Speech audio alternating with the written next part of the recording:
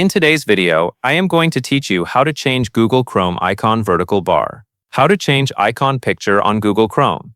To begin, go to your desktop and find the Google Chrome icon. Once you see it, right-click on the Chrome shortcut. This will open a menu with several options. Take a moment to make sure you are clicking the Chrome shortcut itself, because that is where you can access the icon settings. After the menu appears, select Properties.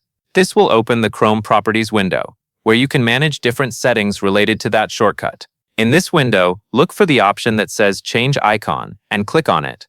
This is the setting that allows you to choose a different icon picture for Google Chrome. When you click Change Icon, a new window will appear. From there, you can browse through the available icons connected to the shortcut.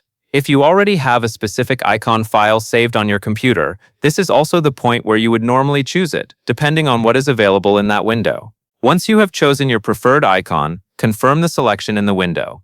Then return to the Properties panel and apply the change. If you do not see the change immediately on your desktop, give it a moment. In some cases, refreshing the desktop can help the new icon appear. That covers everything you need to know.